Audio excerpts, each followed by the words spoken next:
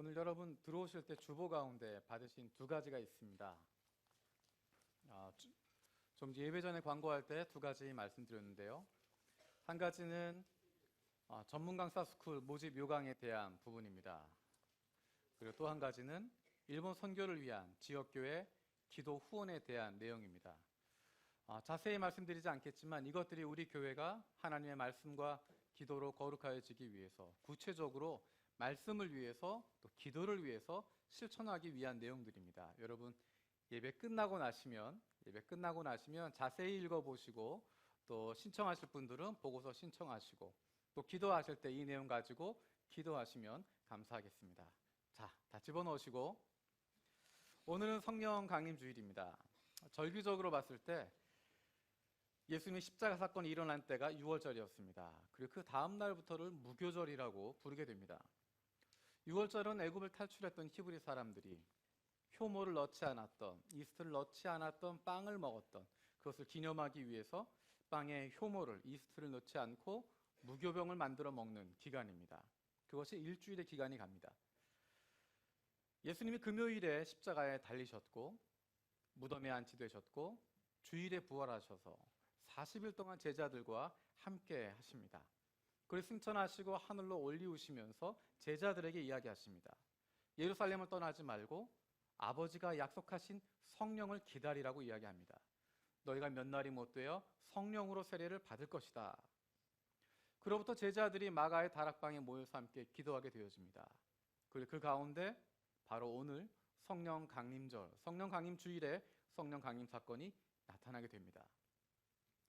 오늘은 그래서 6월절부터 50일째 되는 날, 그날에 해당되어집니다. 6월절 이후 7일간 일주일이 7번 있다 그래서 77절이라고 부르기도 하고 50일째 되는 날이다 이야기해서 오순절이라고 부르기도 하는 날입니다. 바로 이날 예수님이 부활하신 지 50일째 되는 날 제자들이 모인 것 가운데 성령이 강림하게 됩니다. 그리고 그들은 성령 충만을 받게 되어지고 복음을 담대하게 선포합니다. 그래서 그날을 성령 강림 주일, 성령 강림일이라고 이야기합니다. 또는 오순절이라고 한 절기를 연결시켜서 오순절 성령 강림 주일 또는 오순절 다락방 사건이라고 이야기합니다. 우리에게 있어서 성령 강림절이라고 하는 것은 성탄절과 부활절과 더불어서 중요한 절기가 되어집니다. 성탄절도 알겠고 부활절도 알겠는데 왜 성령 강림 주일이 중요한가? 오늘의 말씀을 통해서 함께 살펴보려고 합니다. 제가 꼭 하고 싶은 설교 시리즈가 있는데 그것은 누가복음과 사도행전을 연결해서 하는 것입니다. 왜냐하면 이 두 책은 따로따로 되어져 있는 것 같지만 동일한 저자가 있습니다. 누가라고 하는 사람이 누가복음과 사도행전을 계속해서 기록하고 있습니다. 누가복음에는 예수 그리스도의 삶에 대해서, 그분의 가르침에 대해서, 예수 그리스도의 복음이 어떤 것인가, 어떠한 가르침을 주셨고 예수 믿는다는 것이 무엇인가에 대해서 이야기하고 있습니다.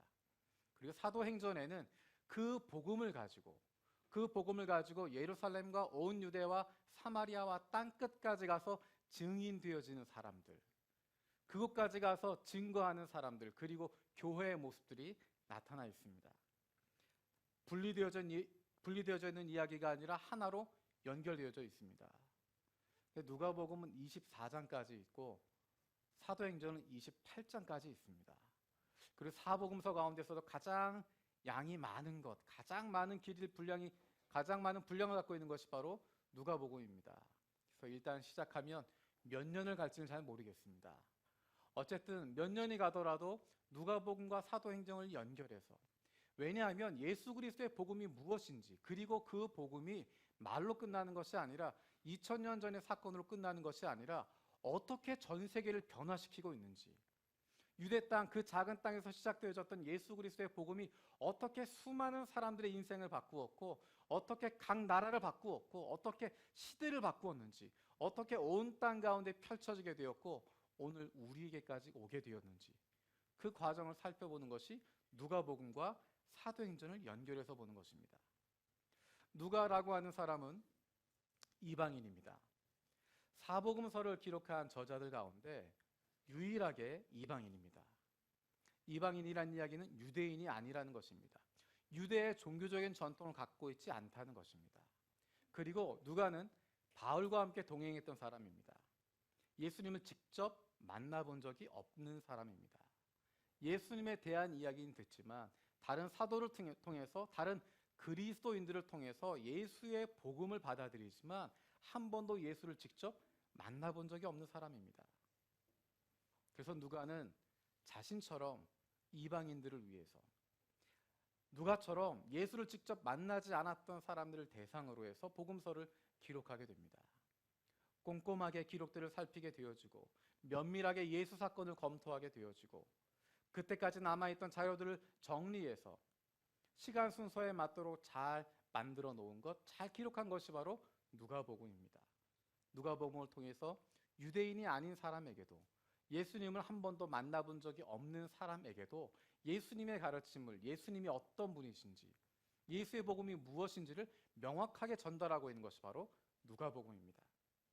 그리고 이 복음이, 그 예수 그리스도의 복음이 어떻게 예루살렘과 온 유대와 사마리아와 땅 끝까지 펼쳐지게 되어졌는지, 그리고 그 복음을 가지고 있는 증인들이 어떤 삶을 살았는지, 그 복음을 맡은 교회들이 어떻게 성장하고 있었는지, 어떻게 하나님의 나라가 이 땅 가운데 펼쳐졌는지를 보여주는 것이 바로 사도행전입니다. 어쩌면 누가복음과 사도행전 연결되는 것뿐만 아니라 사복음서와 사도행전이 연결되어지고 있습니다. 우리가 이 시간에 그 전체를 살펴볼 수는 없고요. 그 가운데 가장 중요한 부분을 같이 살펴보려고 합니다. 누가복음 말씀 전체와 사도행전이 연결되어지고 있는 중심축이 있습니다. 사복음서와 사도행전이 연결되어지는, 둘을 하나로 묶어주고 있는 고리가 있는데 오늘 읽었던 말씀이 바로 그 부분입니다. 우리 오늘 말씀 가운데 48절, 49절 말씀, 48절, 49절 같이 읽도록 하겠습니다. 시작.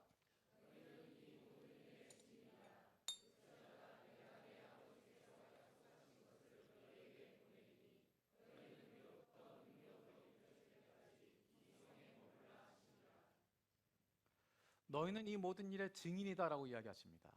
무슨 일의 증인일까? 무엇에 대한 증인일까?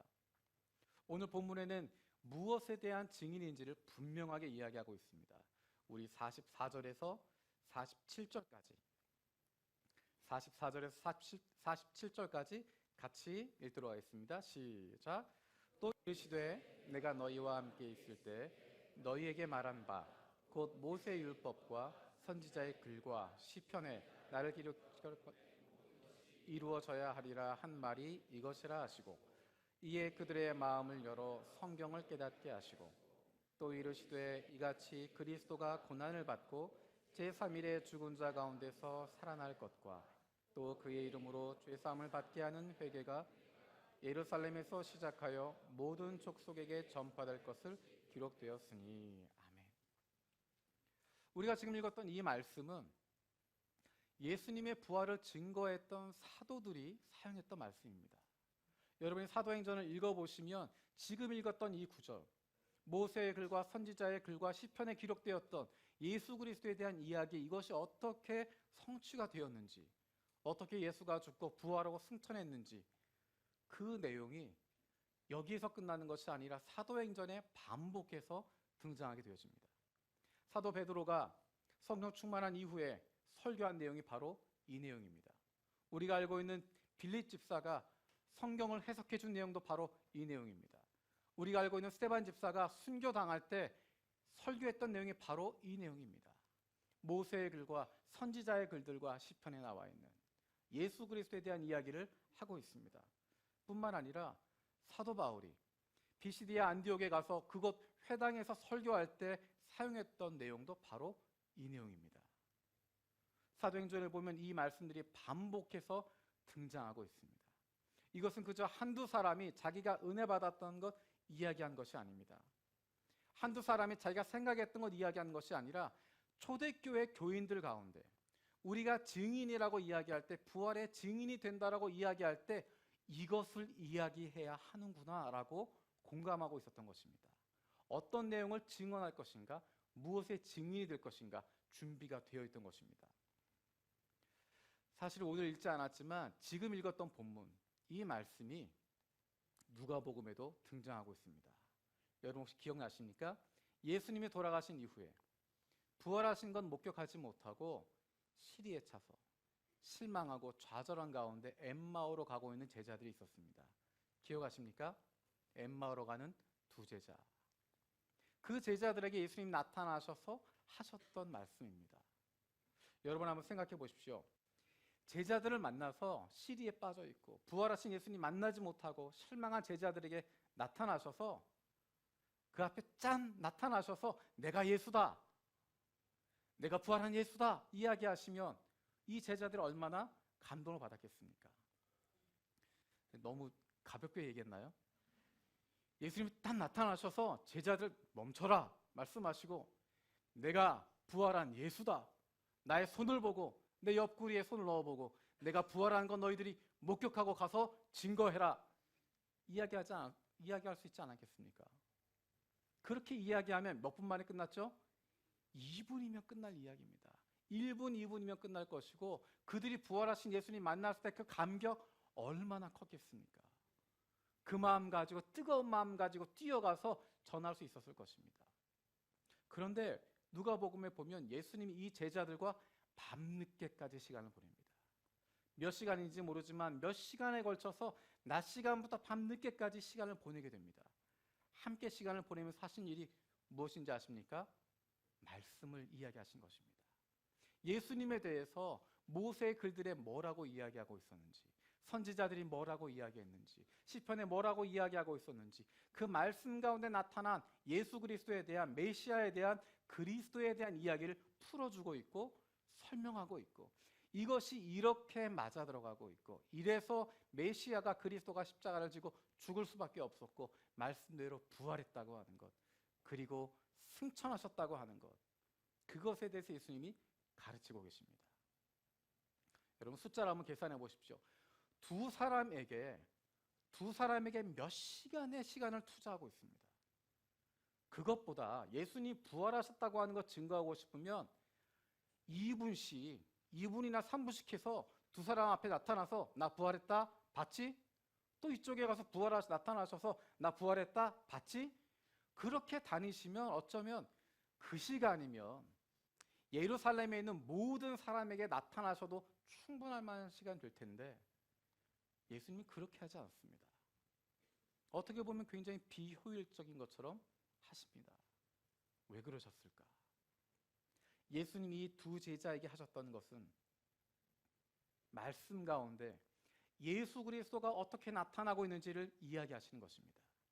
지금은 이 제자들은 부활하신 예수를 직접 만날 수 있지만 그 손에 못자국 볼 수 있지만 조금만 지나고 나면 예수를 눈으로 볼 수 없는 사람들, 예수를 직접 만날 수 없는 사람들, 이 제자들의 이야기를 통해서 예수를 먼저 만났던 사람들의 이야기를 통해서 예수를 믿게 되어질 사람들을 위해서 어떻게 증언해야 할지, 무엇을 증언해야 할지, 어떤 것의 증인이 되어야 할지를 예수님께서 이 제자들에게 먼저 보여주고 계시는 것입니다. 그래서 예수님 눈으로 보지 않아도, 그 손에 손 못자국 만져보지 않아도 이 제자들의 증언을 들으면, 그 말씀을 들으면 예수가 그리스도라고 하는 것 믿을 수 있도록, 그 안에 믿음을 가질 수 있도록, 그리고 부활하신 예수 그리스도 그분으로 말미암아 구원받을 수 있도록 하시기 위해서 제자들에게 이렇게 시범을 보여주고 계십니다. 제자들은 이것을 배우게 되어집니다. 그리고 오늘 본문에처럼 누가복음의 마지막 부분에도 다시 한번 그것을 이야기하고 계시는 것입니다. 그래서 이 이야기가 말씀 가운데 있는 예수 그리스도 그분을 증언하는 것이 제자들의 증언이 되어집니다.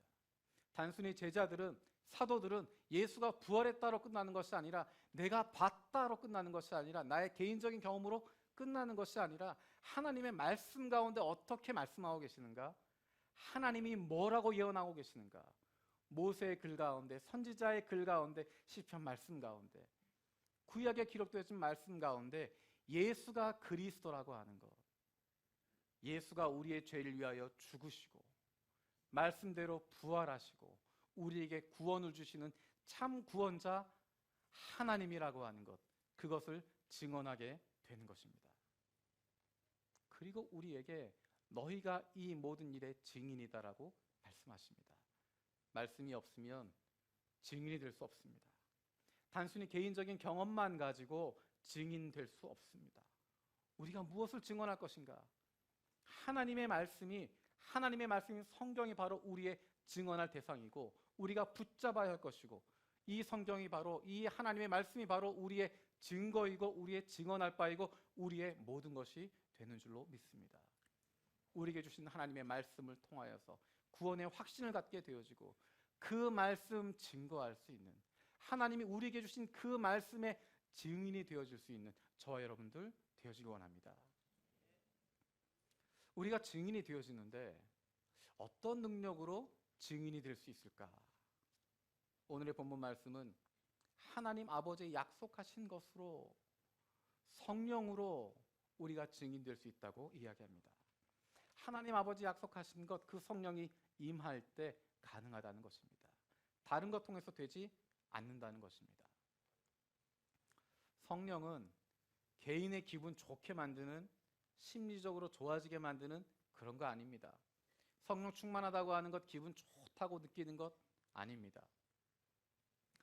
예배 끝나고 설교 끝나고 인사할 때 은혜 받았습니다 라는 인사들을 많이 하게 됩니다. 어떤 사람들은 재미있었다 라는 이야기를 은혜 받았습니다 라고 표현한 경우도 있습니다. 혹은 내가 차마 남들한테 하지 못했는데 목사님이 속 시원하게 이야기했다, 그래서 그것 가지고 목사님 은혜 받았습니다 라고 하는 분들도 계십니다. 정말 은혜를 받아서 은혜 받았다고 하시는 분들도 계시지만 내가 받은 것이 은혜인지 재미인지 아니면 그냥 감정적인 감동인지 잘 모르고 이야기하는 분들도 계십니다. 감동받은 것 또는 감정적으로 내가 동요를 일으키게 되어진 것, 그것을 가지고 은혜 받았다 생각하는 사람이 있습니다. 설교 들으면서 눈물 흘리게 되어지고 마음 짠해지면, 내 마음에 찔리는 부분이 있고 마음이 아파지면 내가 은혜 받았다. 그런 분들은 설교가 좀 길어지면, 설교가 딱딱해지면, 설교 들으면서 깊이 고민해야 되면 오늘은 은혜가 없다 생각하십니다. 말씀으로 은혜 받는다고 하는 것, 그것은 내가 새로운 결단을 하겠다는 의미를 이야기하는 것입니다. 내가 들은 이 말씀 기억하겠다는 것입니다. 내 마음이 뜨겁고 감동되고 눈물 나는 그것이 아니라 내가 이 말씀을 기억하고 이 말씀을 지키겠습니다. 그 은혜를 지키면서 살겠습니다. 내가 그렇게 노력하겠습니다라고 하는 의지적인 결단이 들어가 있을 때 그때 은혜 받았다라고 이야기할 수 있습니다. 마찬가지로 성령 충만하다라고 하는 표현도 좀 잘못 사용될 때가 있습니다. 누군가 새벽에 기도하러 나와서 큰 소리로 기도하면 성령 충만하다 생각합니다. 기도할 때 큰 목소리로 기도하고 때로는 방언을 하기도 하고 때로는 뭔가 막 열정적으로 하고 있으면 저분 정말 성령 충만하다 그렇게 이야기하기도 합니다. 말할 때 목소리가 거룩한 목소리로, 홀리 보이스로, 잘 안 되네요. 이제 아주 착 가라앉은 목소리로, 경건한 목소리로 그렇게 기도하고 이야기하고, 그럴 때 참 경건하다, 우리 목사님 성령 충만하다 이야기하기도 합니다. 어떤 일에 대해서 이야기할 때 신앙적으로 들었던 이야기, 이 목사님 저 목사님한테 들었던 여러 가지 이야기들 다 머릿속으로 꿰어 맞춰서 다른 사람이 이야기하면서 이건 말이야, 이거는 성경적으로 이렇고 이건 신앙적으로 이렇고 신학적인 조언을 막 주는 사람을 보면서 이분 참 성령 충만하구나 생각하기도 합니다. 어떤 목사님 만날 때마다 간절히 기도하고 계시고 기도할 때마다 두 손 들고 주여 주여 기도하고 계실 때 그분 보면서 참 성령 충만한 목사님이구나. 설교할 때 유창하게 이야기하고 흐름에 매끄럽게 이야기가 되어지고 정말 이야기꾼처럼 재밌게 설교할 때 우리 목사님 참 성령 충만한 목사님이다. 그렇게 이야기하기도 합니다. 성령 충만이라고 하는 것, 기도 잘하는 것과 관계없습니다. 성령 충만은 말 잘하고 설교 잘하는 것과 관계없습니다. 성령 충만은 목소리 큰 것과 관계없습니다. 오히려 성령 충만한 사람의 기도는 더 어눌할 경우가 많습니다. 말을 더듬더듬 하기도 하고 유창하지도 않고 화려한 미사여구도 없고 그저 그 마음에 있는 진심을 담아서 하나님이 원하시는 기도를 하고자 노력하는 그러한 모습. 유창하지 않지만 어눌하지만 성령 충만한 사람의 기도가 있습니다. 말 잘하는 것, 말 유창하게 하는 것, 재밌게 하는 것, 그것이 성령 충만한 것과 관계없습니다. 저는 제가 말 잘하는 목사, 설교 잘하는 목사가 아니라 성령 충만한 목사가 될 수 있도록 여러분께서 기도해 주시기 바랍니다. 저 여러분들이 뜨거운 사람들, 열정이 넘치는 사람들, 에너지가 넘치는 일꾼들, 그런 사람들이 아니라 조금 모자란 것 같아도, 조금 더딘 것 같아도, 조금 차가운 것 같아도 성령 충만한 사람들이 되어지길 바랍니다. 그러면 한 개인이 성령 충만한지 아닌지 어떻게 할 수 있을까? 기도하는 소리 그것도 아니요, 말하는 것도 아니라고 이야기하고 그 사람이 행동하는 것도 아니라고 이야기하는데, 그러면 그 사람이 성령 충만한지 아닌지 어떻게 알 수 있을까? 성령 충만은 그의 삶을 보면 알 수 있습니다. 잠시 흥분한 상태인지 아닌지, 잠시 흥분한 것, 잠시 뜨거워진 것, 잠시 말이 많아지는 것, 잠시 기도 소리가 커지는 것, 그것이 성령 충만한 상태가 아니라 그의 삶이 어떻게 바뀌고 있는가를 보는 것입니다. 왜냐하면 성경에서 성령 충만이 나타날 때 그것은 항상 복음과 연결되고 있기 때문입니다. 성령 충만은 항상 선교와 연결되어져 있고, 성령 충만은 예수 그리스도를 선포하는 것과 연결되어져 있고, 성령 충만한 것은 그 사람의 삶을 통하여 하나님께 영광을 돌리게 되어지고, 성령 충만은 그 사람을 통하여서 예수 그리스도의 이름이 선포되어진 것과 연결되어 있기 때문입니다. 제가 조금 전에 오순절 이야기를 했습니다. 오순절은 유대인들에게 아주 중요한 절기였습니다. 6월절부터 오순절의 기간. 예루살렘 성지 순례를 하고자 하는 사람들은 6월절 전후로 오게 되어집니다. 빨리 오게 되어지는 사람들은 6월절 전후로 오게 되어지고, 또 멀리에서 오게 되어지는 사람들은 적어도 오순절 전까지는 예루살렘에 도착하게 되어집니다. 그래서 그곳에서 예배하면서 함께 하나님을 경배하게 되어집니다. 그래서 어떤 이들은 아마도 그 당시에 6월절과 오순절 사이에 100만 명 정도의 외국에서 온 유대인들이 있었을 거다라고 생각합니다. 예루살렘 가운데 세계에서 몰려 들어온 많은 유대인들이 모이게 되어집니다. 거기에 모였던, 예루살렘에 모였던 사람들은 세계 각지에서 온 사람들입니다. 그래서 그 나라 언어를 사용하고 있는, 세계 각지의 언어를 사용하고 있는 사람들이 예루살렘에 모여 있습니다. 전 세계에서 모여든 사람들인데 그 가운데 예수님의 제자들이 나타나서 복음을 선포하게 되어집니다. 예수님의 제자들이 나타나서 이야기를 하기 시작하는데 전 세계에서 온 사람들이 자기 고향의 언어로 듣는다는 것입니다. 히브리어로 듣는 것이 아니라, 아람어로 듣는 것이 아니라 내가 온 동네의 말로, 내가 온 그 나라의 말로, 세계 각곳의 언어로 이 사람들이 그것을 듣게 된다는 것입니다. 무엇을 들었습니까? 예수 그리스도가 하나님의 아들이라고 하는 것, 예수 그리스도가 말씀에 기록되어져 있던 그 메시아가 이 땅 가운데 오셔서 십자가를 지고 돌아가셨고 부활하셨다고 하는 것, 그 예수 그리스도가 아니면 구원받을 수 없다고 하는 사실을 듣게 되어집니다. 왜 하필이면 오순절이었을까? 왜 하필이면 그날이었을까? 왜냐하면 그날은 전 세계로부터 많은 외국인들이, 많은 유대인들이 함께 모이는 날이었기 때문입니다. 바로 그 순간에 성령 강림이 임하게 되어지고 성령 충만을 받게 되어지고 그 순간에 예수 그리스도를 선포하게 되어진 것입니다.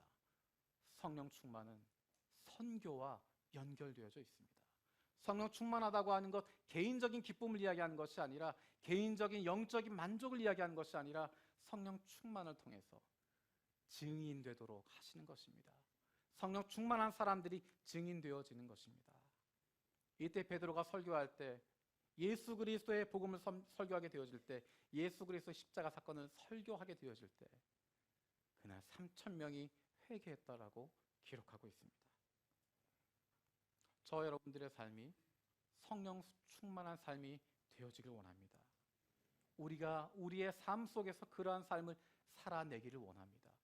복음을 살아내기를 원하고, 우리 안에 성령 충만함을 통하여서 예수 그리스도의 이름이 우리를 통하여서 나타나게 되어지길 원하고, 우리 가정을 통해서, 우리 교회를 통해서 예수 그리스도의 복음이 선포되어질 수 있는 성령 충만한 저희들이 되어지길 원합니다. 오늘 우리가 성찬식을 함께 하게 되어집니다. 이 성찬을 통하여서 성령께서 우리 가운데 역사하시고 하나님의 말씀에 사로잡히게 되어지고 그 말씀에 순종하며 살아갈 수 있게 되어지길 원합니다. 우리의 육신이 예수 그리스도의 성령으로 사로잡힌 손과 발이 되어지길 원합니다. 우리의 혈관을 흐르고 있는 피가 예수 그리스도의 피가 되어지길 원합니다. 예수 그리스도의 생명이 우리 가운데 우리의 혈관을 타고 흐르기를 바라고 우리의 생명이 되어지길 바랍니다. 예수 그리스도의 심장을 갖게 되길 바랍니다. 예수 그리스도의 마음을 품게 되길 원합니다. 예수 그리스도의 사랑을 갖게 되길 원합니다. 그것이 바로 성령 충만한 삶입니다. 그것이 바로 증인되어지는 삶인 줄로 믿습니다. 우리 시간 함께 찬양하겠습니다. 주님의 성령 지금 이곳에 라고 하는 찬양입니다. 주님의 성령 지금 이곳에 임하소서. 주님의 성령이 우리 가운데 임하게 되어질 때, 우리의 삶 속에 임하게 되어질 때, 그것은 우리가 마음이 뜨거워지고 감정적으로 격양되어지는 것, 그것을 이야기하는 것이 아니라, 말이 많아지는 것, 그것을 이야기하는 것이 아니라, 우리 안에 성령이 임하시면 우리 안에 말씀을 품게 되어지는 것입니다. 우리 안에 성령이 충만해지면 말씀을 사모하게 되어지고, 우리 안에 성령이 충만하게 되어지면 예수 그리스도의 마음을 품게 되어지는 것이고 하나님의 마음을 품게 되어지는 것입니다. 이 시간 우리가 성찬에 참여할 텐데, 성찬하는 그 과정을 통하여서 나를 위해서 찢기신 예수 그리스도의 그 몸, 나를 위해서 흘리신 예수 그리스도의 그 피, 그것을 상징하는 떡과 잔을 마시게 되어질 때, 먹게 되어질 때, 우리의 몸이 하나님이 기뻐하시는, 하나님 나라 위하여 쓰임받게 되어지는 주님의 손과 발이 되게 해달라고. 우리의 피가 나의 즐거움을 위해서, 나의 만족을 위해서가 아니라 하나님을 기뻐할 수 있는, 하나님의 자녀로서의 기쁨을 누릴 수 있는 예수 그리스도의 생명을 품고 있는 사람들 되게 해달라고 기도하는 마음으로 함께 찬양드리겠습니다.